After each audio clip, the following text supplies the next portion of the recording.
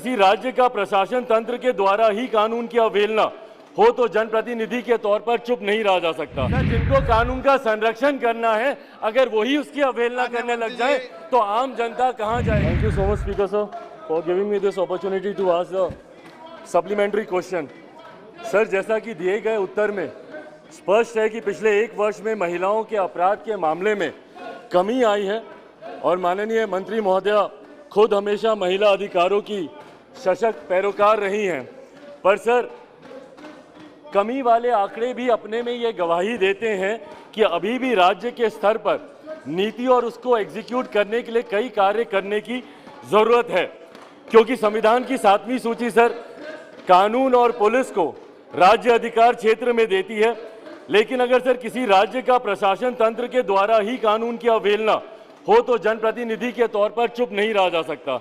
Sir, मैं इस सदन का ध्यान मेरे गृह राज्य बिहार की राजधानी पटना में घटी एक घटना की तरफ लेकर जाना चाहता हूं, जहां शराबबंदी कानून के तहत विवाह समारोह में शराब की बोतल खोजने के नाम पर पुलिसकर्मी दुल्हन के कमरे में चले गए और वहां, जबकि उस वक्त सर ये कहना जरूरी है कि उस वक्त पुलिसकर्मी के साथ कोई महिला पुलिस, सर 1 मिनट सर, संवेदनशील विषय है सर, एक दुल्हन के कमरे में पुलिसकर्मी चले जाते हैं बिना महिला पुलिस के रहते हुए।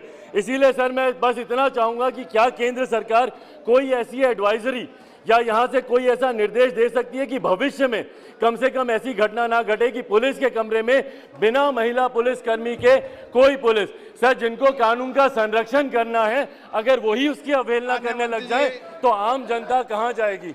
कानून से जो अपेक्षा माननीय सदस्य अध्यक्ष महोदय अपेक्षा कर रहे हैं वो ऑलरेडी कानून में इंगित है।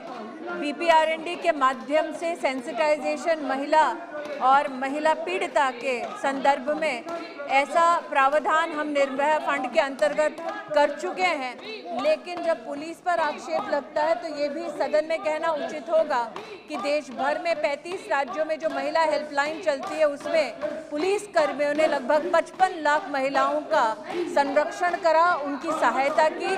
देश भर में 700 से ज़्यादा वन स्टॉप सेंटर्स चलते हैं जिसमें 4.5 लाख महिलाओं का संरक्षण।